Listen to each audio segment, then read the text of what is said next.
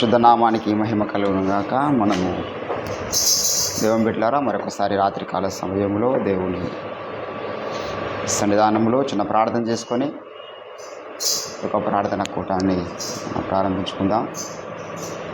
నేటి దినమున మనం ఏర్పాటు చేసుకున్నటువంటి 4 రోజుల ఉపవాస ప్రార్థన ముగింపు సభలో నిన్నటితో 50 రోజుల ముగింపు సభ జరిగింది. ఈరోజు కేవలం మనం స్తుతి ఆరాధన చేయాలి. ఇది కృతజ్ఞత సభ. The same time online prayer. ఈరోజు పౌర్ణమి యొక్క దినం కూడా ఉన్నది కాబట్టి ఎక్కువ మనం స్తుతి ఆరాధనలు గడపడానికి ఇష్టపడదాం. కొద్దిసేపు మనం వాక్యం పంచుకుందాం, తర్వాత ఎక్కువగా పాటలు పాడుతూ ప్రభు నామాన్ని గణపరుస్తాం. స్తోత్రం, హల్లెలూయా. చిన్న ప్రార్థన చేసుకొని ప్రారంభించుకుందాం. స్తోత్రములు తండ్రి, మహాగరుడా, మీ ఘనమైన శ్రేష్టమైన నామానికి వందనాలు చెల్లిస్తూ ఉంటున్నాం తండ్రి. ఈ రాత్రికాల సమయంలో మీ పాదముల చెంతకు వస్తున్నాం. దయగల దేవా, గత 3 రోజులు అద్భుతంగా మీరు జరిగించినటువంటి సభ కార్యక్రమాలను బట్టి నీకు స్తోత్రాలు. గత దినాన 50 రోజుల ఉపవాస ప్రార్థన ముగింపు సభను, విజయోత్సవ సభను అద్భుతంగా చేపట్టించినటువంటి కృప కొరకై నీకు స్తోత్రాలు. అయా క్షేమంనిచ్చి ఆరోగ్యంనిచ్చి 50 దినాలు మీరు కాపాడినటువంటి ఆ యొక్క ఉన్నతమైనటువంటి కాపుదలను బట్టి నేను స్తుతిస్తూ, దయగల తండ్రి జరగబోతున్నటువంటి ఆరాధన అంతట్లో మీరు తోడుగుండండి. మీ యొక్క పరలోక అభిషేకమును మా మీద మీరు కుమ్మరించండి. సకల పొంచి ఉన్న దుష్ట దురాత్మ చీకటి దయ్యపు శక్తులను మీరు మాకు ఇచ్చిన అధికారం బట్టి యేసుక్రీస్తు నామములో గద్దిస్తూ బంధిస్తున్నాం. ప్రభువా, మీ పరలోకపు ప్రసన్నత మా మీద కుమ్మరించండి. యేసుక్రీస్తు నామమున ప్రార్థన చేస్తుంటున్నాం తండ్రి, ఆమేన్.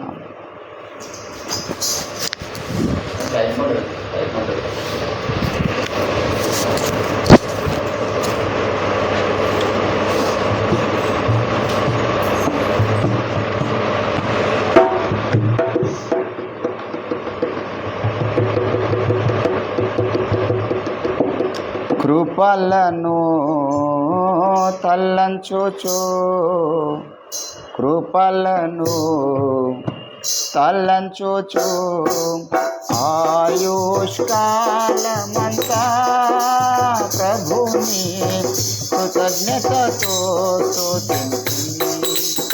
ఆయుష్కాలమంతా ప్రభుని కృతజ్ఞతతో స్తుతింతును. కృపలను తలంచుచు, కృపలను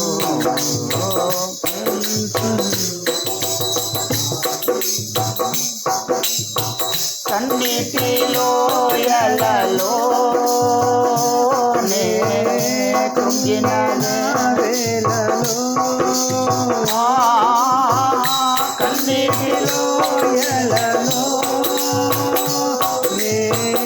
కృంగిన వేళలో నింగిని చేసి వర్షము పంపి, నింగిని చేసి వర్షము పంపి నింపెను నా హృదయం.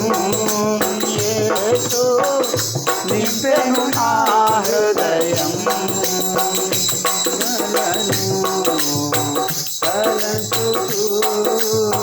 కృపలను తలంచుచు, ఆయుష్కాలమంతా ప్రభుని కృతజ్ఞతతో స్తుతింతును. ఆయుష్కాలమంతా ప్రభుని కృతజ్ఞతతో స్తుతింతును.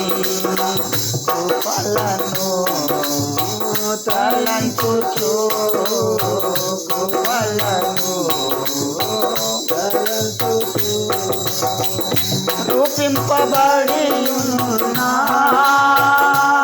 ఏ ఆయుధముండినను, రూపింపబడి ఉన్న ఏ ఆయుధముండినను నాకు విరోధమై వర్ధిల్లదూయని, నాకు విరోధమై వర్ధిల్లదూయని చెప్పిన మాట సత్యం. చెప్పిన మాట సత్యం కృపలను తలంచుచు కృపలను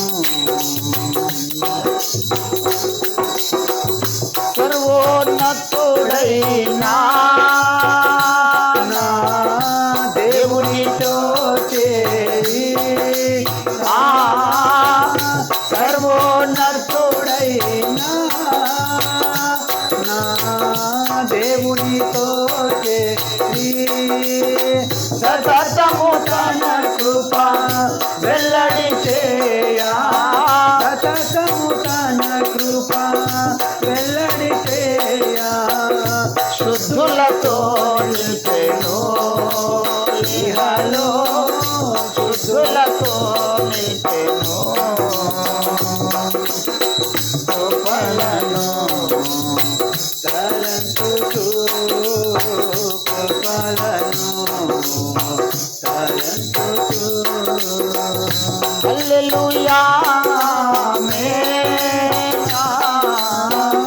నాకెంతో ఆనందమే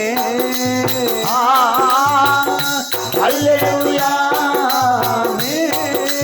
thank you holy spirit lord నాకెంతో ఆనందమే సియోని వాసము నాకెంతో ఆనందం సియోని వాసము నాకెంతో ఆనందం ఆనందం ఆనందమే ఆమె ఆనందం ఆనందమే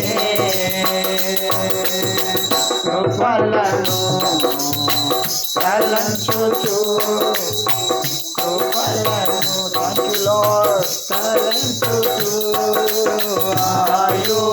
ఆయుష్కాలమంతా కృతజ్ఞతతో స్తుతించును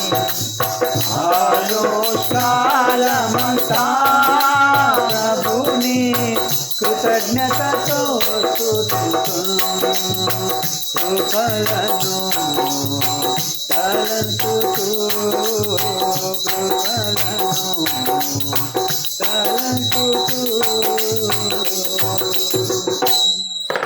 హల్లెలూయా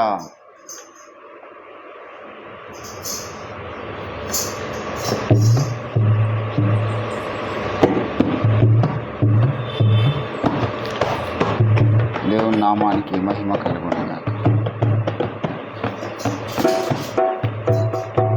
నీ కృప నిత్యముండును నీ కృప నిత్య జీవము నీ కృప వివరింప నా తరమా యేసయ్యా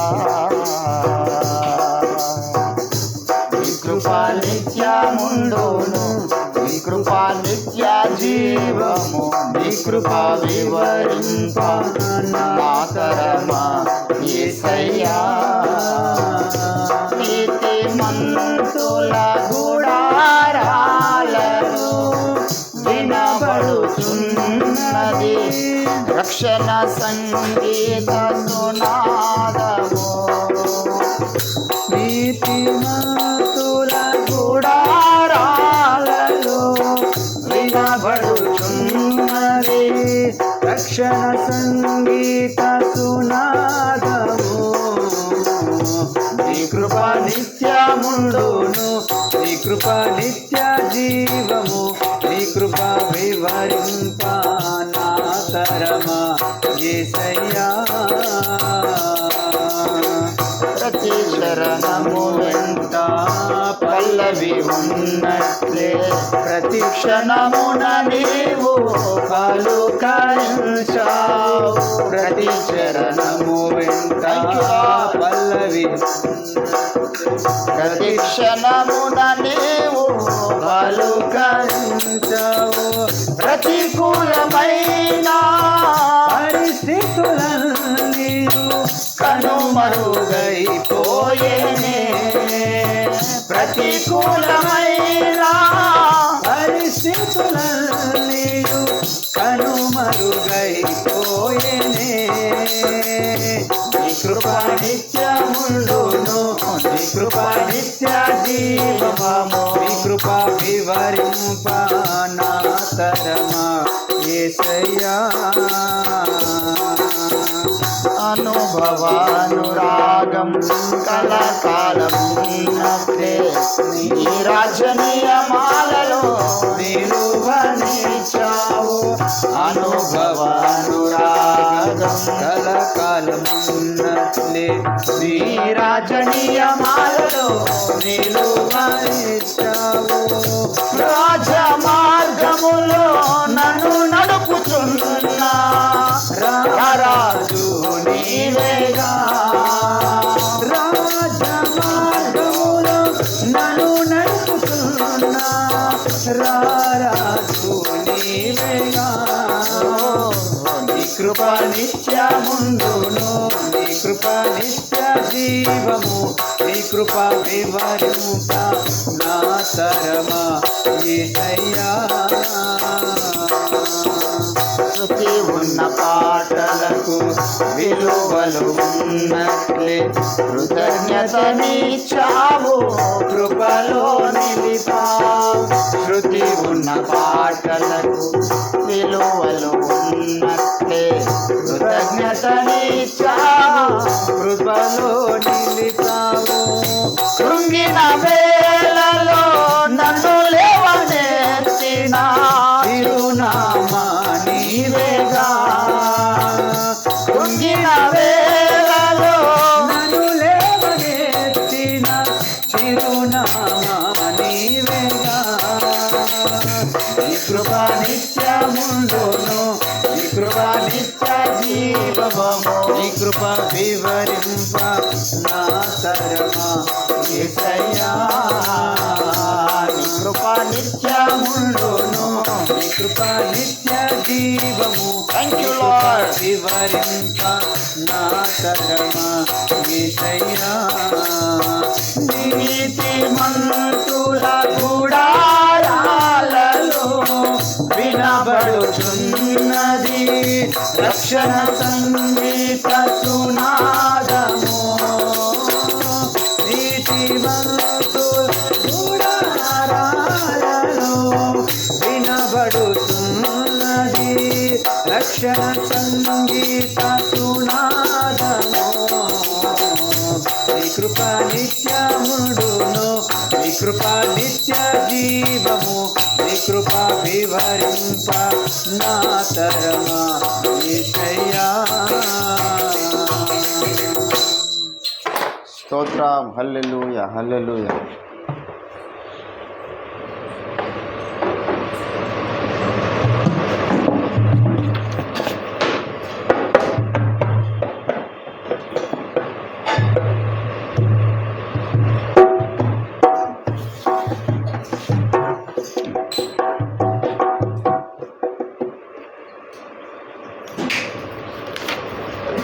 దేవుని నామానికి మహిమ కలుగునుగాక.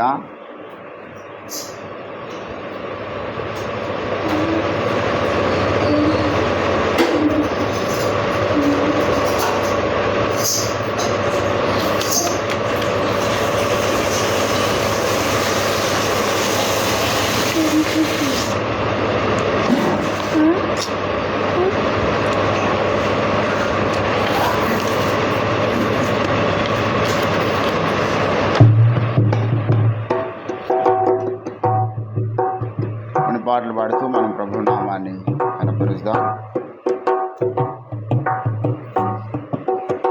జయ హే జయ హే జయ హే జయ హే జయ జయ దేవసుతా జయ జయ విజయ సుతా జయ జయ దేవసుతా జయ జయ విజయ సుతా జయ హే జయ హే జయ హే జయ సిలువలో పాపికి విడుదల కలిగెను విడుదల కలువరిలో నవ జీవన మొదలెను జీవన సిలువలో కాపికి విడుదల కలిగెను విడుదల కలిగెను కలువరిలో నవ జీవన మొదలెను జీవన మొదలెను విలువ పతాకము జయమును గూర్చెను విలువ పతాకము జయమని పాడెదను నా విజయము పాడెదను నా విజయము పాడెదను జయ హే జయ హే జయ హే జయ హే మరణపు కోటలో మరణమే సమస్యను మరణమే సమస్యను ధరణిలో జీవిత భయములు తీరెను భయములు మరణపు కోటలో మరణమే సమస్యను మరణమే సమస్యను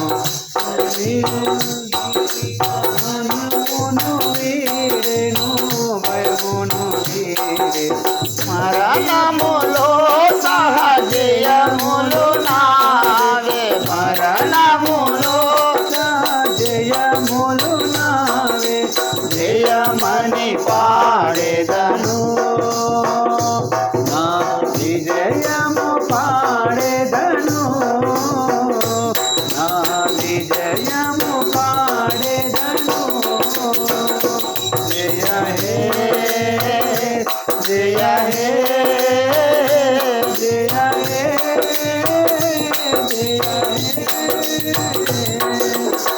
శోధనలో ప్రభు సన్నిధి దొరికెను సన్నిధి దొరికెను వేదనలేరన భూమిగా మారెను భూమిగా శోధనలో ప్రభు సన్నిధి దొరికెను సన్నిధి భూమిగా మారెను శోధన బాధలు బలమును గూర్చెను శోధన బాధలు బలమును గూర్చి జయమని పాడెదను నా విజయము పాడెదను నా విజయము పాడెదను జయ హే జయ హే జయ హే జయ హే ఘనకాలము బహు ప్రియమాయను బహు ప్రియమాయను ఘటమాయను దేవుని వాక్యము దేవుని వాక్యము బహు ప్రియమాయను బహు ప్రియమాయను సార్థకమాయను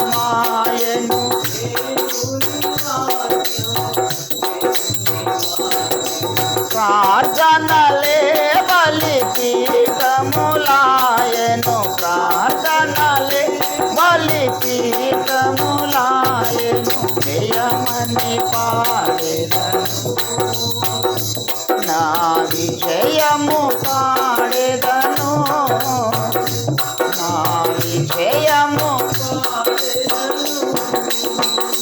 జయ హే జయ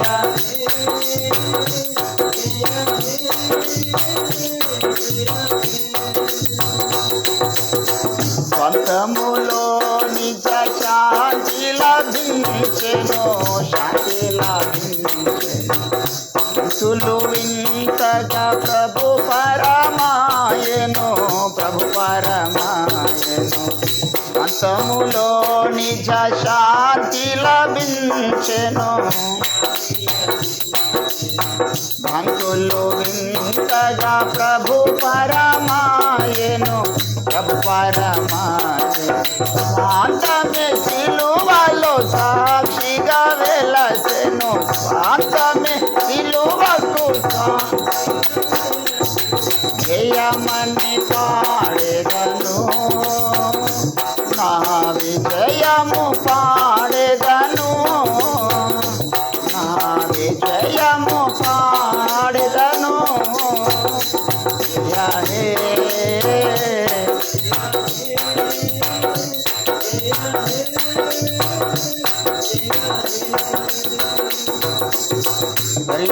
పరిశోధాత్ముని ప్రాపకముదవెను వరుడగు యేసుని వధువుగా మారింది వధువుగా పరిశోధాత్ముని ప్రాపకముదవెను వరుడగు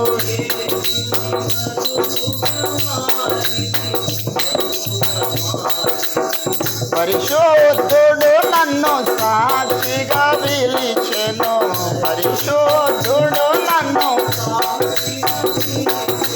జయమని పాడెదను నా విజయము పాడెదను నా విజయము పాడెదను జయ హే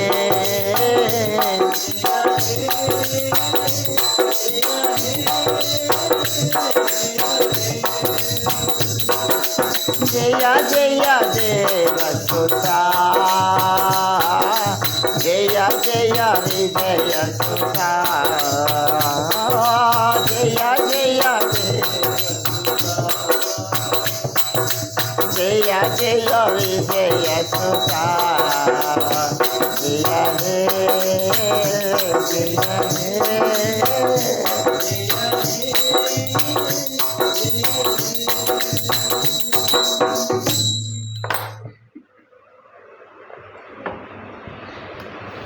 దేవుడి నామానికి మేమకంగా అందుకే పాటల పుస్తకాలు తీసుకోవాలి పాటలు పాడినప్పుడు నేను ఒక చరణం పాడితే మీరు ఒక చరణం పాడినట్లు ఉండదు పాటల బుక్కులు కొనుక్కునేది ఎందుకు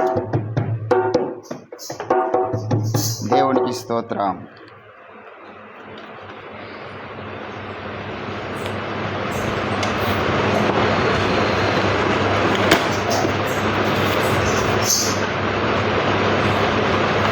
చివరికి ఒక పాట పాడుకొని మనం ముందుకు సాగుదాం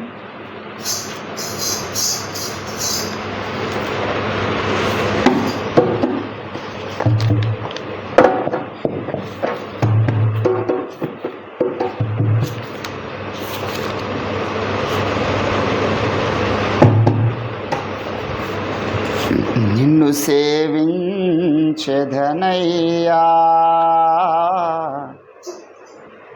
ప్రేమమయా యేసయ్యా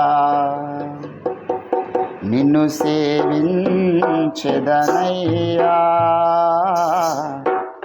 ప్రేమమయా యేసయ్యా ఇంతవరకు నన్ను కాచిన విగుడా ఇంతవరకు నన్ను కాచిన విగుడా పాపరహితుడా పతితులహితుడా పాపరహితుడా పతితులహితుడా నిన్ను సేవించెదనయ్యా ప్రేమమయా యేసయ్యా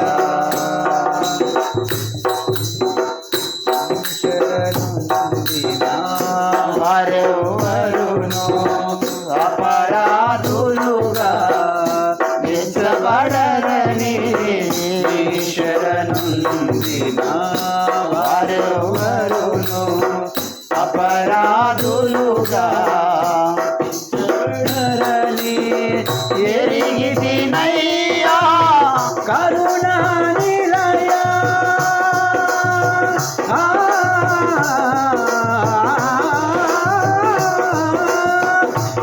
ఎరిగితినయ్యా కరుణా నిలయా శరణని వేడిని నెనరును నమ్ముచు శరణని వేడిని సేవించెదనయ్యా ప్రేమమయా యేసయ్యా నిన్ను సేవించెదనయ్యా. Thank you lord.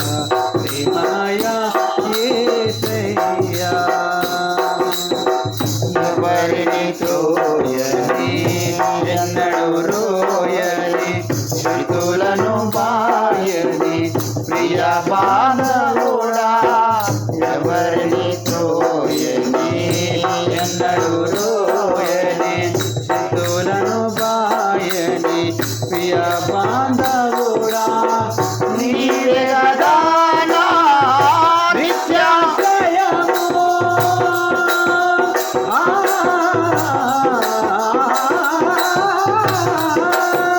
నీవే గదా నా నిత్యాశ్రయము.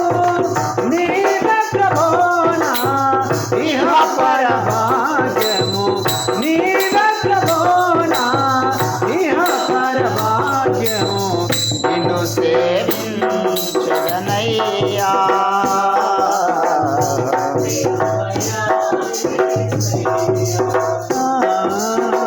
నిన్ను సేవించెదనయ్యా. ప్రేమమయా యేసయ్యా. ఇలా నా ఉనికికి కారణమీవే నా రక్షణ కారణము నీవే. ఇలా నా ఉనికి కారణమీవే నా రక్షణ కారణము నీవే. హృదయ క్షతములను మాన్పితివీవే.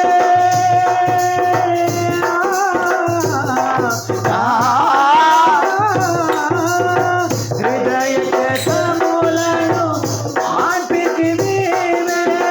పల్మరు పడినను లేపితివీవే. పల్మరు పడినను లేపితివి నిన్ను సేవించెదనయ్యా ప్రేమమయా యేసయ్యా నిన్ను సేవించెదనయ్యా. ప్రేమమయా యేసయ్యా ఇంతవరకు నన్ను కాచిన విభుడా ఇంతవరకు నన్ను కాచిన విభుడా. అపరహితుడా పతితులహితుడా. అపరహితుడా నిన్ను సేవించెదనయ్యా. ప్రేమమయా యేసయ్యా. నిన్ను సేవించెదనయ్యా ప్రేమమయా యేసయ్యా ప్రేమమయా యేసయ్యా ప్రేమమయా యేసయ్యా. దేవునికి స్తోత్రం కలుగునుగాక. దేవునికి స్తోత్రం. దేవుని బిడ్డారా, కొద్దిసేపు దేవుని వాక్యమును మనము ధ్యానం చేసుకుందాము.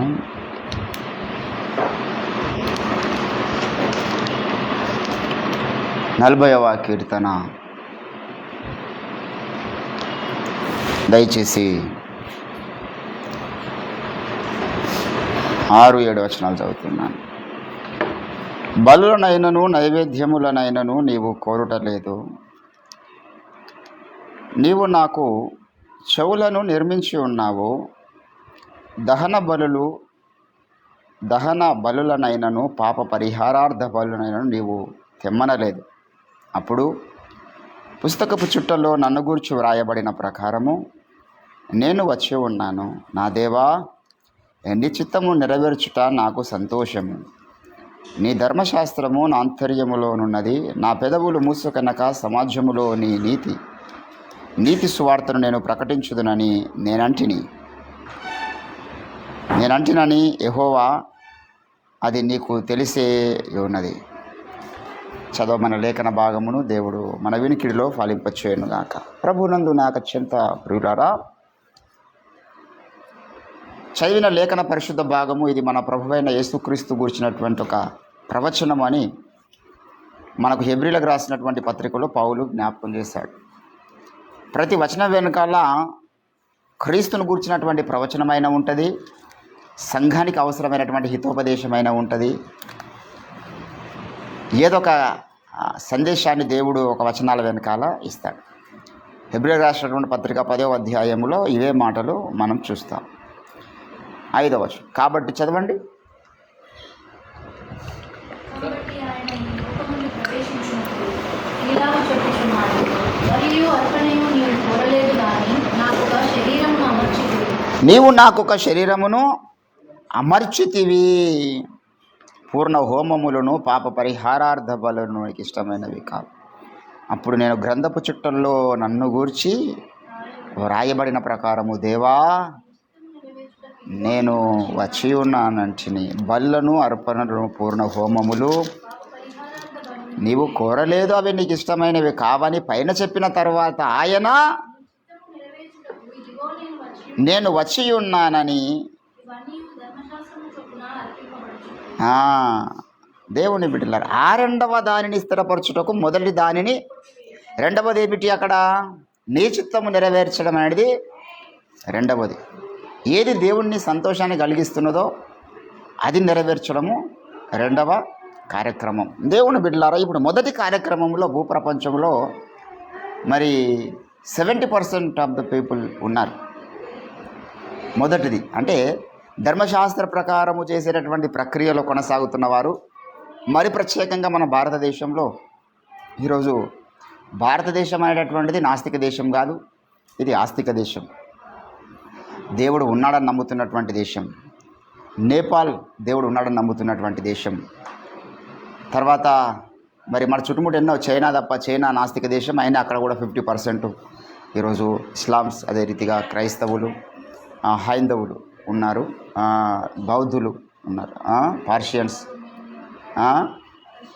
రష్యా, రుమేనియా లాంటి కొన్ని నాస్తిక దేశాలు వదిలిపెడితే మరి ప్రత్యేకంగా మనకు ఆస్తిక దేశాల భూమి మీద అంటే వాళ్ళు ఏదో ఒకటి నమ్ముతున్నారనే విషయాన్ని మనము జ్ఞాపకం చేసుకోవాలి. వారు నమ్ముతున్నటువంటిది ఏంటంటే ధర్మశాస్త్ర ప్రకారమైనటువంటి హితోపదేశాన్ని వాళ్ళు నమ్ముతున్నారు. ఏంటండి ధర్మశాస్త్రం ఏం చెబుతున్నది అంటే పూర్ణ హోమములను ధర్మశాస్త్రం కోరుకుంటున్నది, పాప పరిహారార్థ బలులను ధర్మశాస్త్రం కోరుకుంటున్నది, సమాధాన బలులను ధర్మశాస్త్రం కోరుకుంటుంది. ఎన్ని రకాల బలులు ఉన్నాయో మనకు లేవ్యకాండంలో స్పష్టంగా దేవుడు చెప్పాడు. ఒక్కొక్క స్థితిగతిని బట్టి ఒక్కొక్క అర్పణ అనేది ఉన్నది. ఏ అర్పణ వెనుకాలైనా మరి రక్తము చాలా కీలకం అనేటువంటి విషయాన్ని మనము జ్ఞాపకం చేసుకోవాలి. చాలామంది తెలివి తక్కువ వాళ్ళు మాట్లాడేటువంటి మాటలు ఏంటంటే రక్తం ఎట్లా పాపం కడుగుతుందండి అనేటటువంటిది ఒక ప్రశ్న. రక్తము పాపం కడగకపోతే ఏం కడుగుతుంది నువ్వు చెప్పాలి. ఇప్పుడు రక్తం కడుగుతుంది అనుకుందాం, కొద్దిసేపు పక్కకి పెడదాం. ఏం కడుగుతుంది? మన పాపాలని, అసలు మన పాపాలు ఎక్కడ ఉన్నాయి? అసలు మొదట పాపాన్ని చూపించగలుగుతాడు వాళ్ళు చెప్పుకుంటారు. మళ్ళా కుండ అతకవచ్చు, కుండను ఎత్తగవచ్చు, లెక్క పెట్టవచ్చు చుక్కలెన్నో, కోరి పాప చిత్తవృత్తిని పరికించలేమురా కావ్యరచి విచార రవికుమార అని మరి పద్యాలు రాసుకున్నారు. ఎక్కడుందో పాపం తెలియనప్పుడు నువ్వు అది ఏం తను అడుగుతావంటే తర్వాత సంగతి. దేవుడు బైబిల్లో చాలా స్పష్టంగా చెప్పాడు. అసలు మీరు పాపాలు కడగడానికి యాసిడ్ తీసుకొచ్చి వాడిని అవి మీకు దొరకవి, మీకు పోవు కదా. ఇర్మియా ప్రవచన గ్రంథంలో ఈ వాస్తవాన్ని దేవుడు జ్ఞాపకం చేస్తున్నాడు కదా. ఇర్మియా ప్రవచన గ్రంథము దయచేసి క్షారముతో ఏంటండి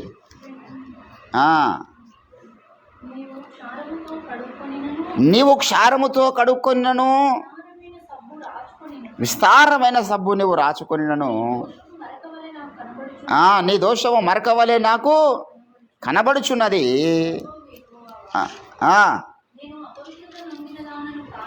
ఏంటంటే ఇక్కడ దేంతో కడుక్కుంటే కూడా కనబడుతుంది అంటున్నాడు చెప్పండి. క్షారముతో అంటున్నాడు. ఏంటండి ఏ రీతిగా మనము శుద్ధి చేసుకునగలుగుతాం? శుద్ధుడగుటకు నరుడు ఏ పాటివాడు అని యోబు గ్రంథంలో దేవుడు జ్ఞాపకం చేస్తున్నాడు. యెషయా 1 అధ్యాయంలో అంటాడు, మీ పాపములు రక్తము వలె అవి ఎర్రనివైనను అన్నాడు కదా. పాపిష్టి జనమా, దోషభరితమైనటువంటి ప్రజలారా, ఎద్దు తన కామంతు జరుగును, గాడిద తన సొంత దొడ్డిని తెలుసుకొనుచున్నది, కానీ మీరు మీ రక్తముల విషయమై మీరు ఎట్లా కడుక్కోవాలో మీకు తెలుస్తలేదు. ఏంటంటే 11వ వచనంలో యెహోవా సెలవిచ్చిన మాట ఇదే, మీ బలులు నాకేలా, దహన బలులకు పొటేళ్లను నాకు వెక్కసమాయను, కోడిల రక్తమందైనను, గొర్రె పిల్లల రక్తమందైనను, మేకపోతుల రక్తమందైనను నాకు ఇష్టము లేదు. మీరు వచ్చుచున్నారే, నా ఆవరణము త్రొక్కుటకు మీకు రమ్మన్నవాడు, మీ నైవేద్యము వ్యర్థము, అది నాకు అసహ్యము పుట్టించు ధూపార్ణము. ఏంటంటే అన్నీ చెబుతూ కింద అంటున్నాడు. ఎన్నో వచనం అది, మీ యొక్క పాపములు రక్తము వలె. 18వ వచనం, మన వివాదము తీర్చుకుందాము, మీ పాపములు రక్తము వలె ఎర్రనివైనను. అంటే పాపానికి ఉన్నటువంటి రూపాన్ని చెప్తున్నాడు ఇక్కడ. పాపం అనేటటువంటిది ఎక్కడ కనిపించదు, ఎక్కడ దొరకదు. ఏంటంటే లోకంలో ఏ కార్యమైనా మనం పాపం అనలేం, సిచ్యువేషనల్ జడ్జ్మెంట్ కనుక చేయడానికి పూనుకుంటే. వాడు దొంగతనం చేసినప్పుడు దాన్ని పాపం అన్నాం అనుకో, వాడు చెప్తాడు వాడి రీజన్స్ వాడికి ఉన్నాయి. నేను దొంగతనం చేయడానికి గల రీజన్స్, అవన్నీ రీజన్స్ మనం వింటే నువ్వు దొంగతనం చేసిన తప్పు కాదు బ్రదర్ అంటాం.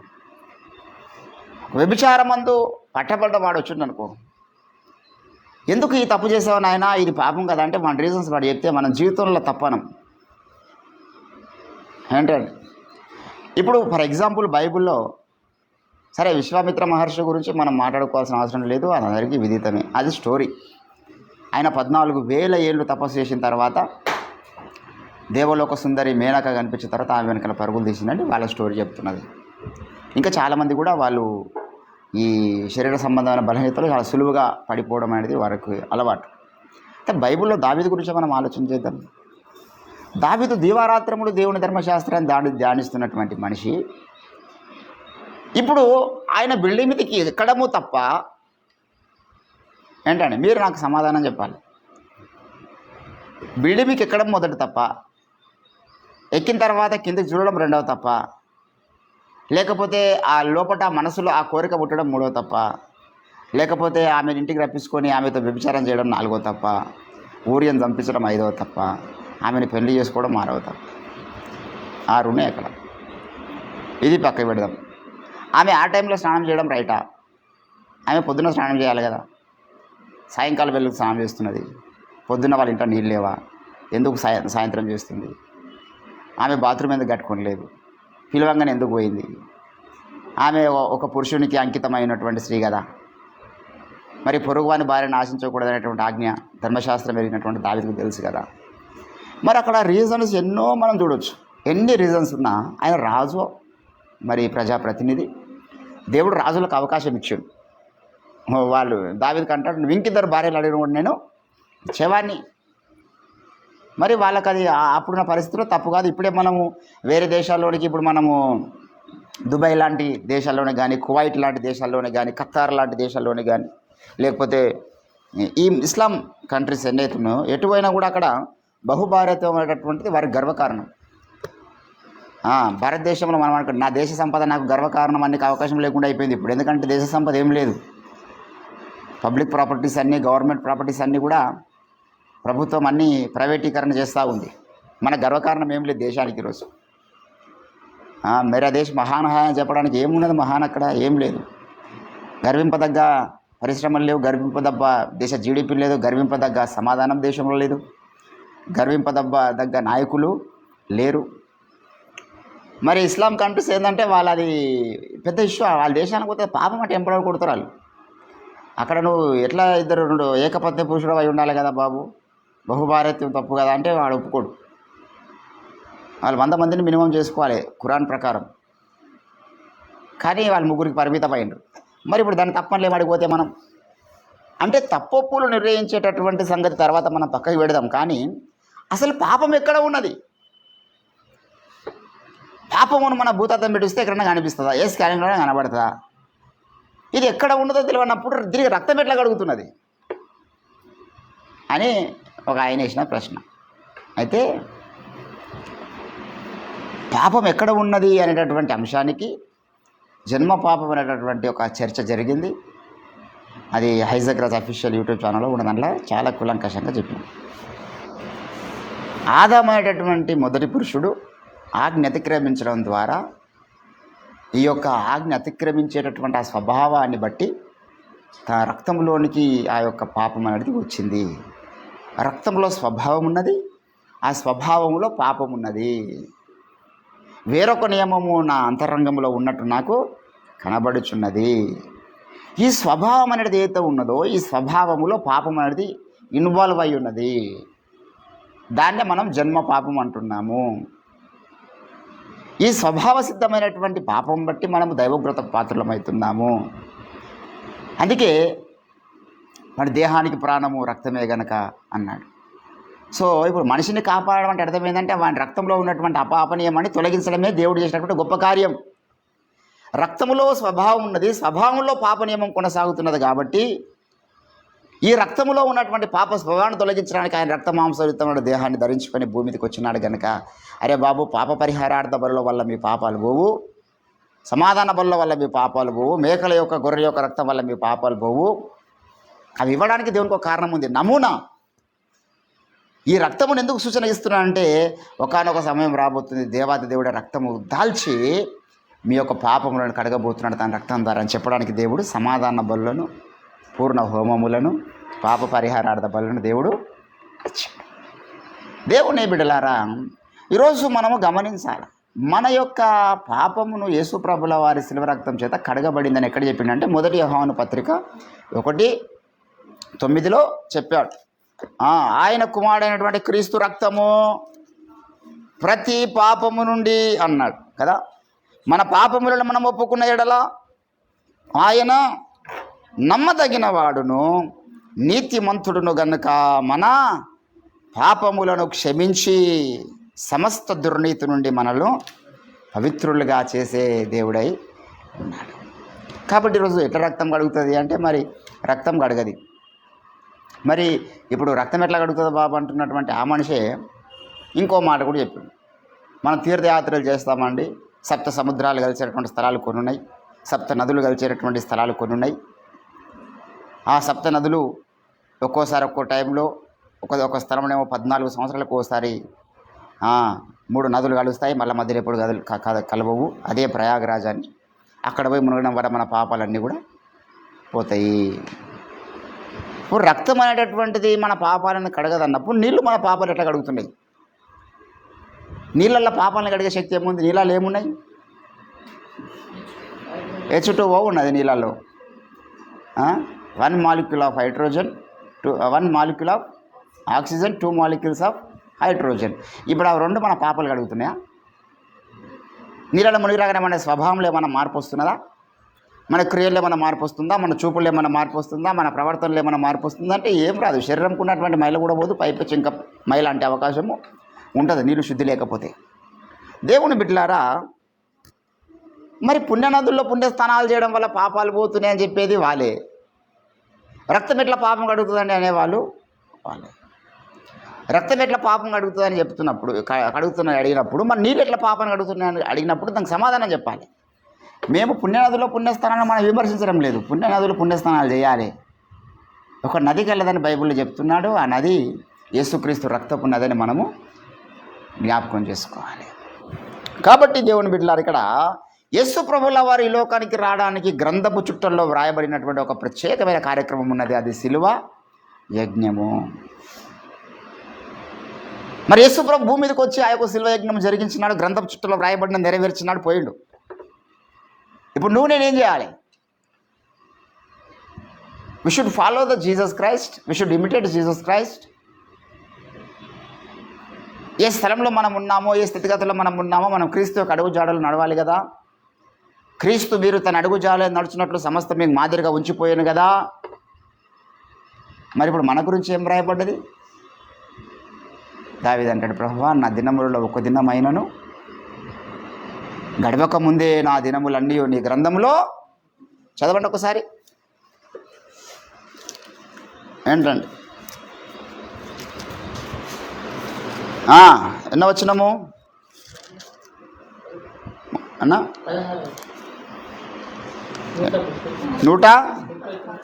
139వ కీర్తన 16వ వచనములో మొదట తలంపు గిలం పని మాట్లాడి రాసుకొచ్చి అంటున్నాడా, నేను పిండమునై ఉండగా నీ కన్నులు నన్ను చూచెను, నియమింపబడిన దినములలో ఒకటైనను కాక మునిపే నా దినములన్నీ నీ గ్రంథంలో వ్రాయబడి ఉన్నాయి. ఏంటంటే ఇప్పుడు నేనేమంటున్నా అంటే యేసు ప్రభు గురించి గ్రంథపు చుట్టల్లో ఏమైతే వ్రాయబడి ఉన్నదో ఆ ప్రతి వచనమును నెరవేర్చాడు ఆయన భూమి మీద. ధర్మశాస్త్రములైనను ప్రవక్తల వచనములైన కొట్టివేయ వచ్చుతుంది మీరు తలంచవద్దు, వాటిని నెరవేర్చుటకి నేను వచ్చుతుంది కానీ కొట్టివేయ నేను రాలేదు.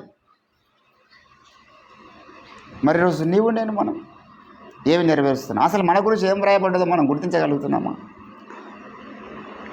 మరి అరణ్యంలో కేక వేయుచున్న ఒక శబ్దము అని బాప్తిస్మం గురించి రాయబడ్డాయని ఆయన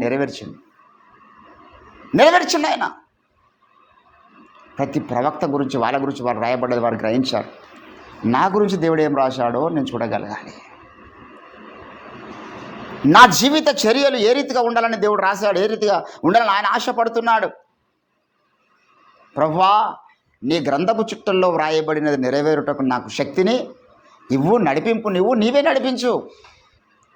ఈరోజు మన గురించి ఏం వ్రాయబడ్డది దేవుని పెట్టారు. మన జీవిత దినములలో ఒకటైనా గడవక మునిపే నువ్వెప్పుడు రక్షింపబడాలని దేవుడు రాసిపెట్టినాడు.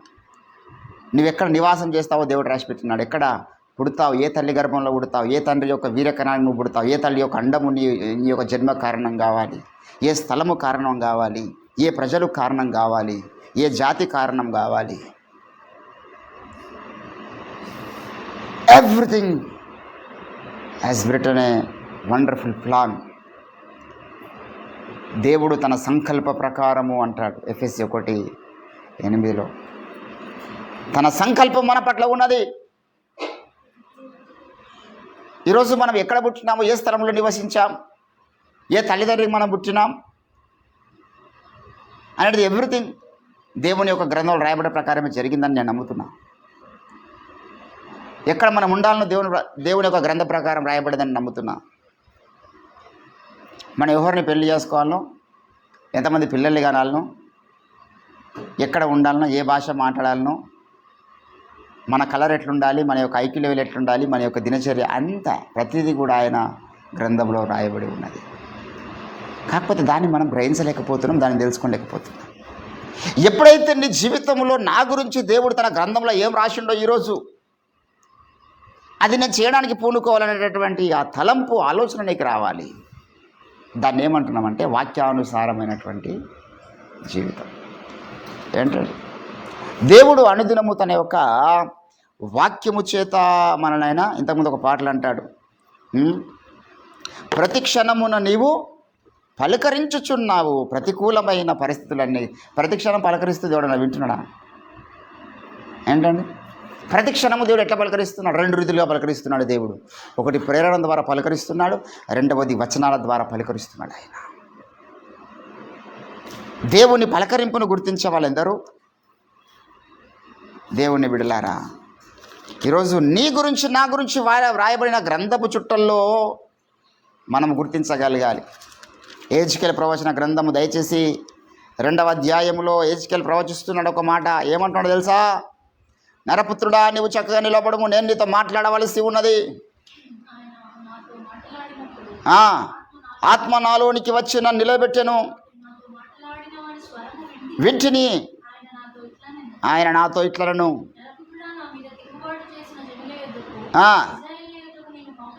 నేను పంపుచున్నాను,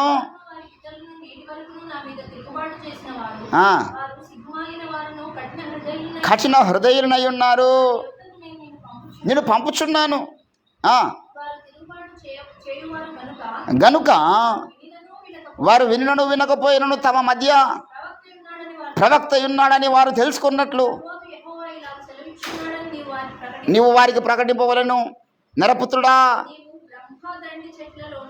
ముళ్ళ తుప్పలలోనూ తిరుగుచున్నావు, తేళ్ల మధ్య నివసించుచున్నావు. ఆ జనులకు భయపడకుము.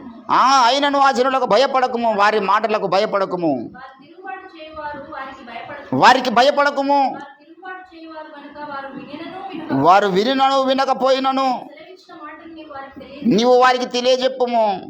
నరపుత్రుడా, వారు తిరుగుబాటు చేసినట్లు నీవు చెయ్యక నీతో చెప్పు మాటలు విని ఆ, నోరు తెరిచి నేను ఇచ్చు నోరు తెరిచి నేనిచ్చు దానిని భుజించమని నేను చూచుచుండగా గ్రంథము పట్టుకున్నటువంటి ఒక చెయ్యి చాపబడింది. ఆ, ఆయన దాన్ని నా ముందర విప్పగా ఏంటండి? లోపటను వెలుపటను వ్రాయబడినదై ఉండెను. వ్రాయబడినదై ఉండెను, మహావిలాపమును మనోదుఃఖమును రోదనను. అని అందులో వ్రాయబడి ఏంటంటే ఇప్పుడు ఇలా గుర్తించాడు. ఒక గ్రంథం వచ్చింది, ఆ గ్రంథంలో ఏం పడదంట? మనోవేదన, మనోదుఃఖమును అనుభవించాలి. నా దాసుడా, ఆ ప్రజల్ని బట్టి నీకు ఆ మనోదుఃఖం కలుగుతుంది. వారు ఎన్నిసార్లు చెప్పినా వినని స్థితిని బట్టి నీకు మనోదుఃఖం కలుగుతుంది.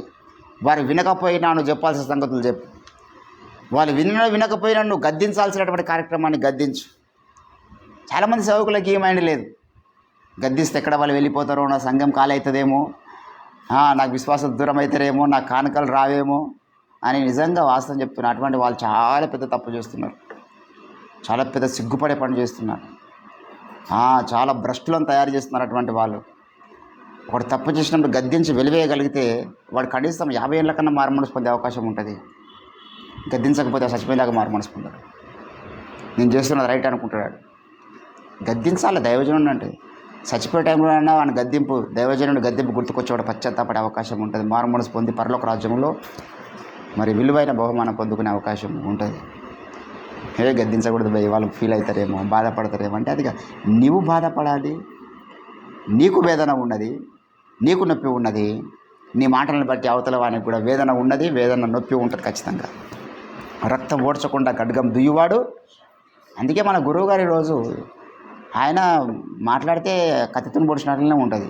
అటు క్రైస్తవేతరులకైనా క్రైస్తవులకైనా ఎవరికైనా ఆయన తీపి మాటలు మాట్లాడి మరి అనుకూలంగా మాట్లాడి అందరికీ మరి సతీష్ కుమార్ కంటే ఎక్కువ కోట్లు సంపాదించడానికి అవకాశం ఉండే. అట్లా మాట్లాడలేడు ఆయన. రంజితో ఫిర్ గారు సేవ ప్రారంభించినప్పుడు సతీష్ కుమార్ గారు ఎక్కడో తెలియదు, ప్రవీణ్ కుమార్ గారు ఎక్కడో తెలియదు. 2005లో సతీష్ కుమార్ గారు హైదరాబాద్లో పరిచయం ప్రారంభించాడు. 2005 అయ్యగారిని దేవుడు దర్శించి 1987లో.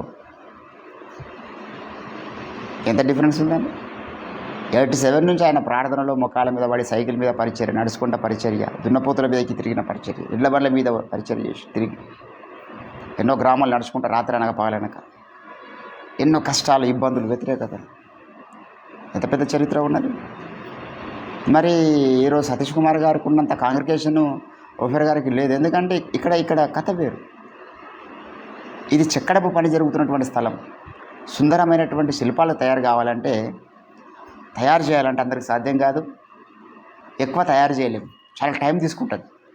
చెత్తను నింపడానికి టైం అవసరం లేదు. సుందరమైన శిల్పాలు, రాతి శిల్పాలు తయారు. ఇప్పుడు ప్లాస్టిక్ శిల్పాలు తయారు పెద్దగా శిల్పాలే ప్లాస్టిక్ గాలికి ఎగిరిపోతాయి. కానీ రాతి శిల్పాలు గాలికి చాలా టైం పడుతుంది చెక్కడానికి. ఈరోజు దేవుని బిడ్డలకండి, నీకు ఒక గ్రంథము నేను ఇస్తున్నాను. 3వ అధ్యాయం 1వ వచనంలో, మరియు ఆయన నాతో ఇలాగూ సెలవిచ్చు, నరపుత్రుడా, నీకు కనబడు దానిని భక్షించుము. ఈ గ్రంథమును భక్షించి ఇశ్రాయేలు యొద్దకు పోయి వారికి ప్రకటన చేయుము.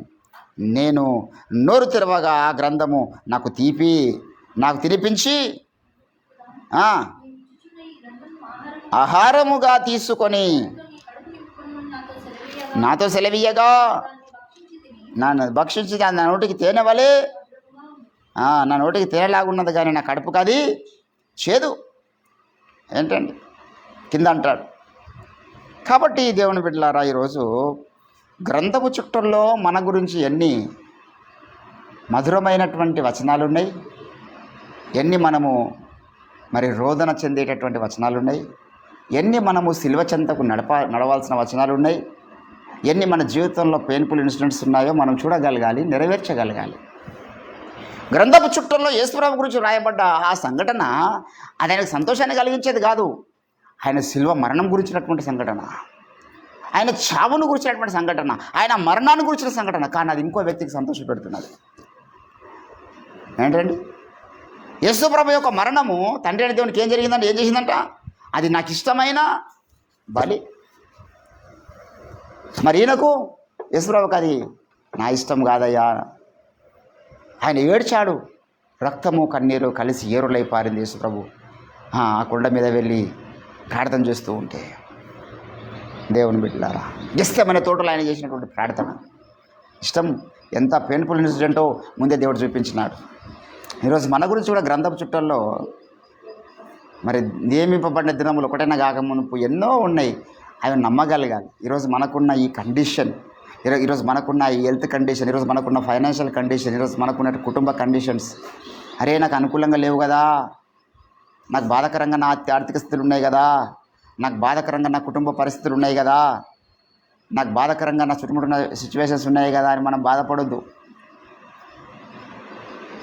నా సేవా జీవితంలో ఇప్పుడు నేను 17 సంవత్సరాలే. సంతోషపడే దినాలు లేవు, దుఃఖపడ్డ దినాలు, శ్రమల కొలిమిలోనే పరిచర్య చేసిన దినాలు. ఏంటండి? నాకు దేవుడు ఆర్థికపరమైనటువంటి ఇబ్బందులు రానివ్వలేడు, ఆరోగ్యపరమైన ఇబ్బందులు రానివ్వలేడు. ఆరోగ్యపరమైన ఇబ్బందులు లేవు, ఆర్థికపరమైన ఇబ్బందులు లేవు, కుటుంబపరమైన ఇబ్బందులు కూడా నాకు లేవు. కానీ నాకు ఉన్న ప్రతి ఇబ్బంది అంతా సేవలోనే, ప్రతి వేదనంతా కూడా సేవ గురించే. దేవుని బిడ్డలారా, ఈరోజు నీ గురించి దేవుడు గ్రంథంలో రాసినటువంటి నెరవేర్చడానికి నువ్వు అంకితం అవుతున్నావా? అందుకే అంటాడు 103వ కీర్తన 21వ వచనంలో అంటాడు, ఆయన వాక్యము నెరవేర్చు బలశూరులారా మీరందరూ యెహోవాను స్తుతించుడి. ఎక్కడుందంట ఆ వాక్యం? మనం నెరవేర్చాల్సిన వాక్యం ఎక్కడున్నది? ఈ సత్యవేద గ్రంథంలో కొన్ని ఉన్నాయి. నువ్వు ప్రార్థనలో దేవునికి అంకితం చేసుకొని ఆత్మచేత నడిపించబడితే ఇంకో గ్రంథం ఉన్నది. నువ్వు పుట్టింది మొదలుకొని చనిపోయిన దాకా ఏమేమి చేస్తావో రాసిపెట్టిన గ్రంథం ఒకటి ఉన్నది. ఆ గ్రంథం వైపు చూసినప్పుడేమో నీకు నెమ్మది, ఆ గ్రంథం వైపు చూసినప్పుడేమో నీకు ఓదార్పు, ఈ గ్రంథం వైపు చూసినప్పుడేమో నేను నెరవేర్చాల్సినటువంటి ప్రక్రియ ఉన్నదనే విషయాన్ని నువ్వు గ్రహించగలుగుతావు. చాలామంది నాకెందుకు ఈ పరిస్థితి, నాకెందుకు ఈ యొక్క painful moments in my life, నాకెందు అని ఆ గ్రంథం చూడాలి ముందుగాల. అన్ఎక్స్పెక్టెడ్గా ఏది రాదు. అన్ఎక్స్పెక్టెడ్గా మన జన్మని జరగలే, అన్ఎక్స్పెక్టెడ్గా మనం పైన చూడపడ్డామా? Everything it is the pre plan. ప్రతిదీ కూడా ప్రీ ప్లాన్గా జరుగుతుంది. అందుకే రోమా 8:28 ఎప్పుడు మర్చిపోతాం మనం. దేవుణ్ణి ప్రేమించు వారికి అనగా ఆయన సంకల్పము చొప్పున పిలువబడిన వారికి మేలు కలుగుటకే సమస్తము సమకూడి జరుగుచున్నవని మనం ఎరగాలి. We should know that. ఆ క్లారిఫికేషన్ లేకపోతే ఎట్లండి? చాలామంది ఆ విషయాన్ని గ్రహించకుండా ఏం చేస్తారంటే, దేవుడు తన గ్రంథంలో నువ్వు ఒక స్థలంలో ఉండాలని రాసిపెట్టాడు, వాడు ఇంకో స్థలానికి పోతాడు. అప్పుడు వారి పట్ల ఆయన చిత్తము నెరవేరదు. అబ్రహాము పట్ల తన చిత్తము దేవుడు నెరవేర్చాలనుకున్నాడు. అది మన ఊరిలో ఉంటే నెరవేరది, వాళ్ళ ఊరిలో ఉంటే నెరవేరదు. మోషే పట్ల తన చిత్తం నెరవేర్చామనుకున్నాడు. ఆయన మిథ్యాను అరణ్యంలో పోవాలి, గ్రంథంలోనేమో మిథ్యాను అరణ్యంలో దర్శిస్తామని దేవుడు రాసిపెట్టినాడు. ఏ కొండ మీద ఆయనకు ధర్మశాస్త్రం ఇవ్వాలో దేవుడు రాసిపెట్టినాడు, ఇంకో కొండ మీదకి పోతా అంటే కుదరదు. ఏంటండి? నన్ను గురించి వ్రాయబడ్డ ప్రకారము నేను ఎక్కడ నివసిస్తున్నాను, ఎక్కడ నివసించాలి, ఏ రకమైన స్నేహాలు నేను కలిగి ఉండాలి, ఏ రకమైన స్నేహాలు కలిగి ఉన్నాను. ఏంటండి? దుష్ట సాంగత్యం మంచి నడవని చెరిపిపోయినా అంటే దేవుని ప్రణాళికలో, దేవుని గ్రంథంలో కొన్ని సాంగత్యాలు మనకు ఉండొద్దు. గ్రంథంలో లేవు అవి. గ్రంథంలో లేని స్నేహాలు మనం చేసినాం అనుకో, అప్పుడు కొంతకాలం నువ్వు నిన్ను గురించి రాయబడ్డ ఆ గ్రంథంలో దేవుడి యొక్క ప్రణాళిక నెరవేరదు, డిలే అయిపోతుంది. ఎప్పుడైతే నీ జీవితంలో నువ్వు రక్షింపబడినటువంటి ఆ దినం మొదలుకొని, మెచ్యూరిటీ వచ్చినటువంటి ఆ దినం మొదలుకొని, వాక్య జ్ఞానం వచ్చినటువంటి ఆ దినం మొదలుకొని, ప్రతిదీ as a guidance of the holy spirit, పరిశుద్ధాత్మ దేవుని యొక్క గైడెన్స్ ప్రకారము నువ్వు వాక్యానుసారమైన జీవితం, నిన్ను గురించి వ్రాయబడినటువంటి ప్రతి లేఖనాన్ని నెరవేరుస్తూ ఎప్పుడైతే ముందుకు సాగుతావో, అప్పుడు నువ్వు కూడా అనగలుగుతావు, మంచి పోరాటము పోరాడి తిని, నా పరుగు కడముట్టించి తిని, విశ్వాసమును కాపాడుకొంటిని. ఇక మీదట నా కొరకు నీతి కిరీటము. అందరు చెప్పని మాట అది. It is difficult to say. దోమ అంటున్నా, దేమాకు అసాధ్యం అది. దేమాకు అసాధ్యం, బర్నబాకు అసాధ్యం. బర్నబా మధ్యలో కొన్ని పేజీలు బ్లాక్ అయిపోయినాయి. నెరవేర్చలేడు వీడు, కొట్టేశాడు దేవుడు. ఇవన్నీ నెరవేర్చకుండా వచ్చినవరా బాబా అంటే పరలోక రాజ్యం పోయిన తర్వాత ఒక లైన్ ఉండే, నువ్వు పౌలును అత్తుకొని ఉండాల్సింది, పౌలుకు లోబడి ఉండాల్సింది. నీకన్నా చిన్నవాడైనా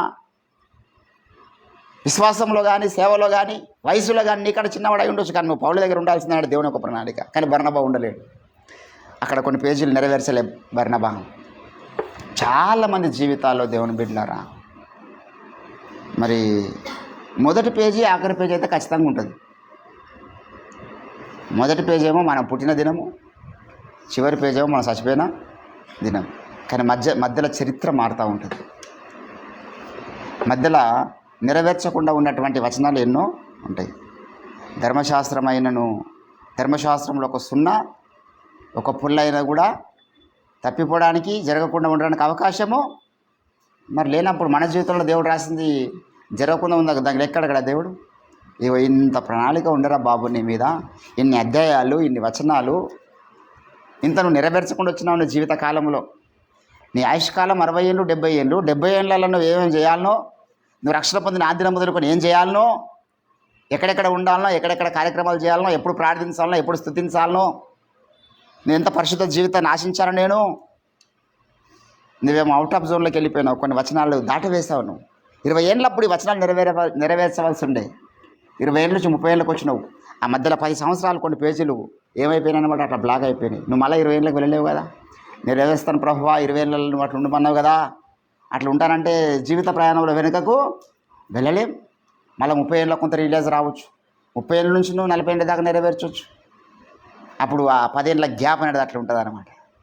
దేవుని బిడ్డలారా, ఈరోజు నేను మనం జాగ్రత్త పడదాం. నా బ్రతుకు దినముల నీవు దేవా, నేను నీ చిత్తము నెరవేర్చటం నాకు సంతోషకరం. అందులో నేను కొన్ని బాధపడే పరిస్థితులు ఉండొచ్చు, నేను కొంత వేదనమయమయ్యే పరిస్థితులు ఉండొచ్చు, ఎజ్కేల్లాగా. అయినా నీ చిత్తం నెరవేరుస్తాను. అందులో కొన్ని శిలువ మరణం లాంటి పరిస్థితులు కూడా ఉండొచ్చు. నీ సంతోషమే నాకు ముఖ్యం అనుకున్నాడు యేసుప్రభులవా. ఈరోజు దేవుని బిడ్డలారా, గ్రంథపు చుట్టల్లో వ్రాయబడినటువంటి ప్రకారం యేసుప్రభు జీవించినాడు కదా. మన మాదిరి పురుషుడు, ఆయన అడుగుజాడలో మనం నడవడానికి పిలువబడ్డాం. మనం ఎంత మన గురించి దేవుడు రాసినటువంటి లేఖనాలను నెరవేరుస్తున్నాం. సరే, కనబడిన గ్రంథం గురించి కొద్దిసేపు పక్క పెడదాం.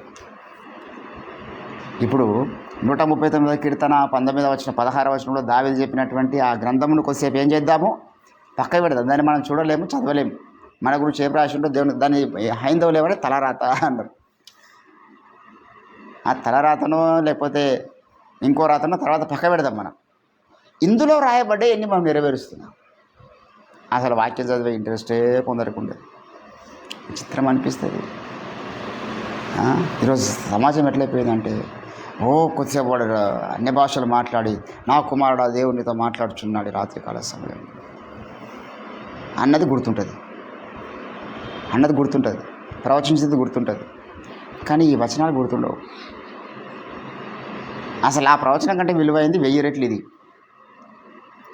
నా గురించి దేవుడు బైబిల్లో ఏం చెప్పినాడు, ఏ రీతిగా నేను బ్రతకాలని నా ప్రభువు ఆశపడుతున్నాడు, అలాగ బ్రతకడానికి తీర్మానించుకోగలిగితే మనం తండ్రిలో.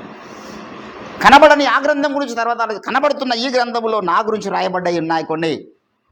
నేనేమేం చేయాలని ప్రభు ఆశపడుతున్నాడు, నేనేమేం చేయాలని ధర్మశాస్త్రం ఆశపడుతున్నది, ఏ రీతిగా నా ప్రవర్తన ఉండాలని అపోస్తులు ఆశపడుతున్నారు, ఏ క్రమంలో నేను కొనసాగాలని అపోస్తులు ఆశపడుతున్నారు, ఏ రీతిగా ప్రభు రాకడ కొరకు సిద్ధపడాలనో, ఏ రీతిగా దిద్దుకోవాలనో, ఏ రీతిగా దేవుడు ఆశపడుతున్నాడో ఈ గ్రంథంలో, ఆ రీతిగా నేను ప్రిపేర్ అవుతున్నానా లేదనేది మనం ప్రశ్నించుకోవాలి.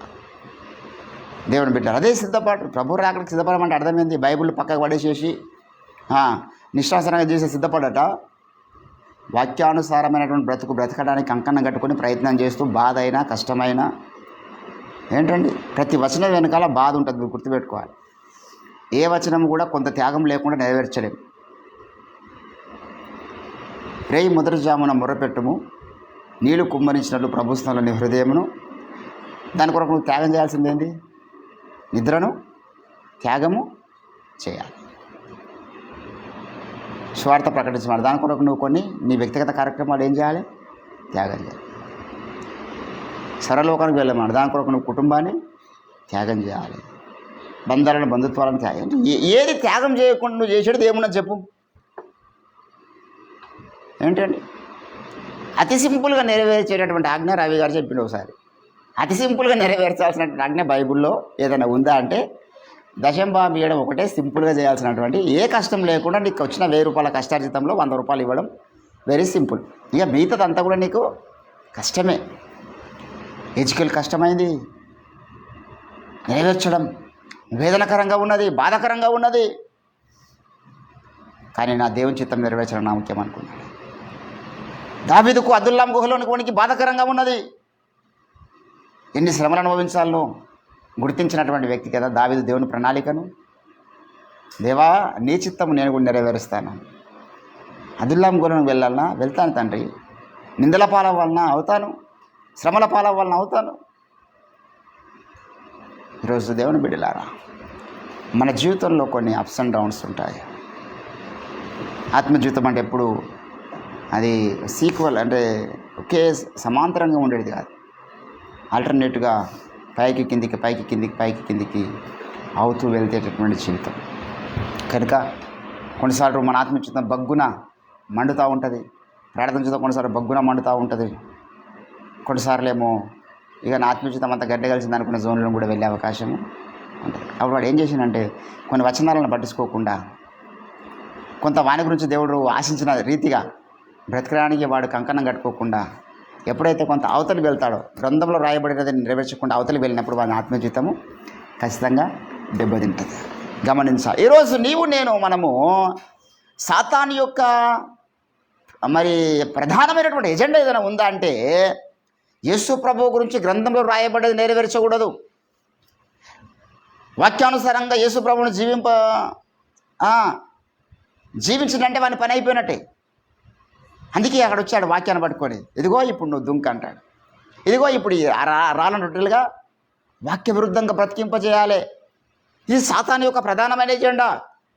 వాక్యంలో లేని విషయాలు చేపియాలి వీనితోని, వాక్యంలో లేని విధంగా వీని ఆత్మచిత్తం ఉండాలి అని సాతాను ఎప్పటికప్పుడు కూడా వానికి వేరే స్ట్రాటజీ అని వేరే ఎజెండా ఏం లేదు. వాని బైబిల్ ఎటువంటిదంటే, వాని దగ్గర ఉన్నటువంటి బైబిల్ ఎటువంటిదంటే ఇక్కడ దేవుడు ఏమేమి చెప్పిండో వాటికి వ్యతిరేకమైనదే మన బైబిల్.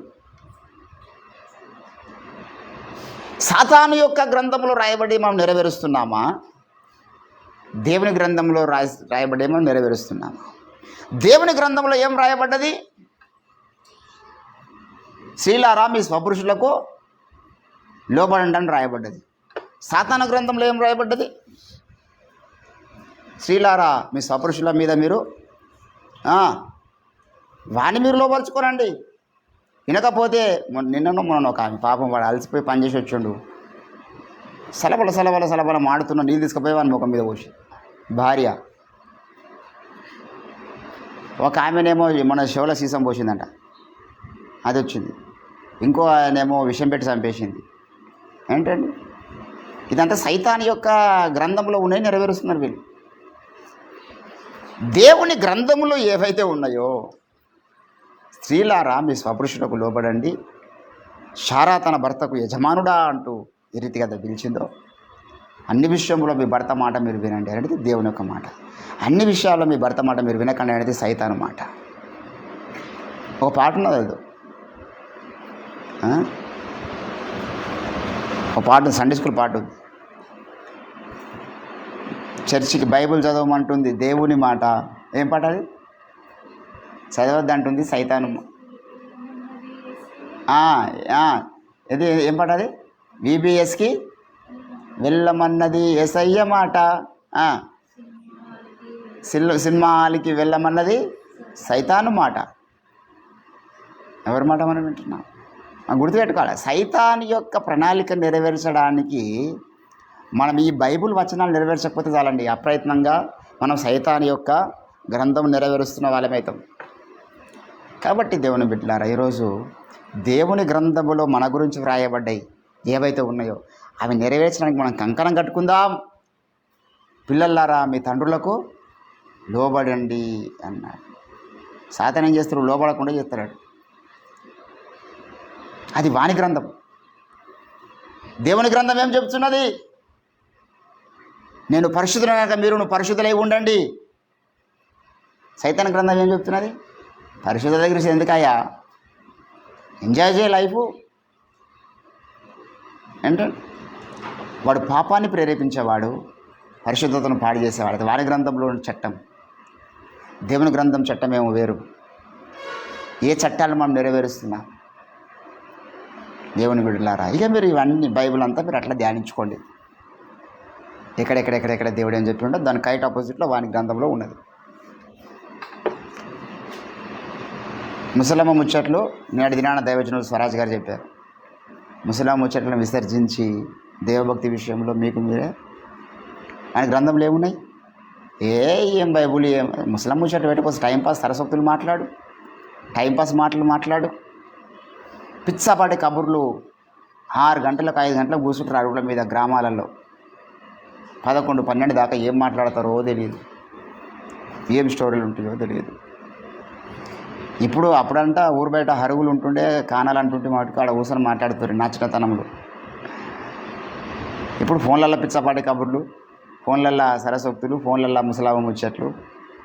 అప్పుడు ఇంకా 10, 11 అయితే ఫోన్లు ఏం లేకుంటే అప్పుడు ఇప్పుడు 11, 12 కాదు, తెల్లంతా కూడా మాట్లాడుతున్న పరిస్థితి. ఇది సైతాన్ గ్రంథంలో ఉన్నటువంటి ప్రణాళికలు ఇవన్నీ.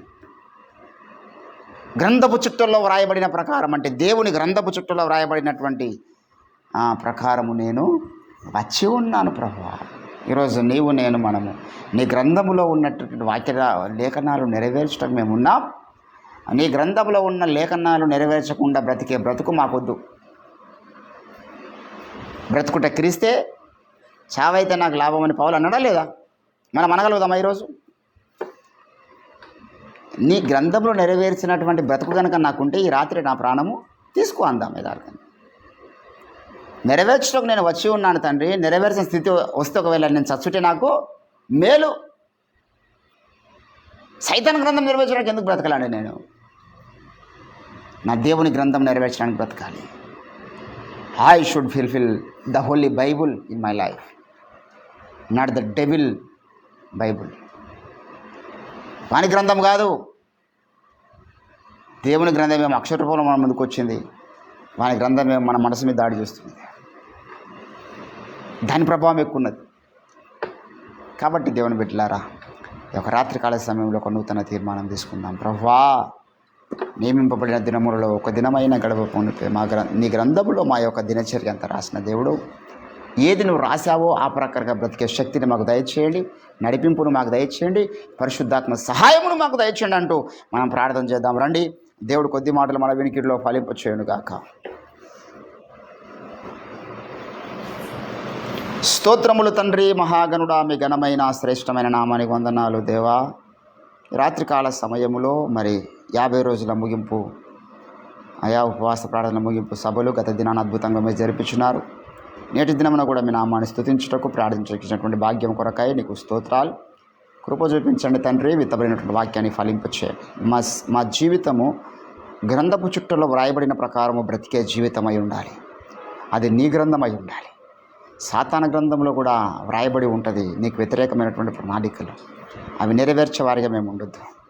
మీ పై నాయకులకు లోబడి ఉండండి అని మీ గ్రంథంలో ఉన్నది. మీ పై నాయకులకు తిరుగుబాటు చేయండి అని వాని గ్రంథంలో ఉన్నది. మీ భర్తలకు లోబడండి అని నీ గ్రంథంలో ఉన్నది. మీ భర్తలకు తిరుగుబాటు చేయండి అని వాని గ్రంథంలో ఉన్నది. మీ భార్యల్ని ప్రేమించండి అని మీ గ్రంథంలో ఉన్నది.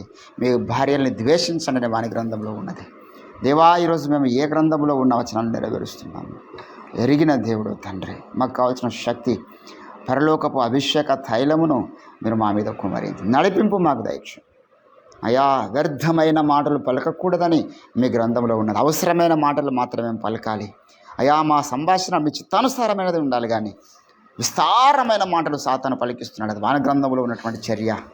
మేము అలాగూ మాట్లాడాలి. మా నాలుకను కాపాడుకుంటాం, మా పెదవులను కాపాడుకుంటాం, మా దినచర్యలు, మా స్నేహాలు, మా ప్రవర్తన, మా చర్యలు దైవమా మీ చిత్తానుసారంగా ఉన్నాయో లేవో ఆలోచించుకొని ముందుకు వెళ్ళేటటువంటి జ్ఞానం మీరు మాకు దయచేయండి. ఎత్తపడ్డ వాక్యాన్ని ఫలింపజేయండి. మహిమా ఘనత ప్రభావములు మీరే పొందుకున్నామని ప్రార్థన చేస్తూ మమ్మల్ని తగ్గించుకుంటూ మీ నామం హెచ్చిస్తూ యేసుక్రీస్తు అద్భుత శక్తియుత నామం ప్రార్థన సమర్పిస్తుంటున్నాం తండ్రి. ఆమేన్. మన తండ్రి అని దేవుని ప్రేమయు మా రక్షకుడైన యేసుక్రీస్తు కృపయు పరిశుద్ధాత్మ దేవుని యొక్క సన్నిధి సహవాసం 50 రోజుల ఉపవాస దీక్ష ఈ 4 రోజుల చివరి ముగింపు సభల్లో దేవుని యొక్క కాపుదల మనకు తోడుగున్నందుకు దేవా మీరు మాకు అనుగ్రహించినందుకు నీకు స్తోత్రాలు చెల్లించుకుంటూ చేరవచ్చిన ప్రతి ఒక్కరికి అయ్యా నీ ప్రత్యేకమైనటువంటి నడిపింపు నా తండ్రి నీ సన్నిధి పరిశుద్ధాత్మ సహాయం మెండుగా ఇప్పుడెల్లప్పుడు సదాకాలం మీరు దయచేయమని ప్రార్థన చేస్తాం. యేసు నామమున ప్రార్థిస్తుంటున్నాం తండ్రి. యేసు రక్తమే ఇచ్చాను ప్రభు, యేసు రక్తమే ఇచ్చాను ప్రభు. యేసు నామానికి సంపూర్ణ విజయం, అపవాదికి నీ వాని క్రియలకు అనంత కూడి నాశనము కలుగునుగాక. ఆమేన్. Praise the lord.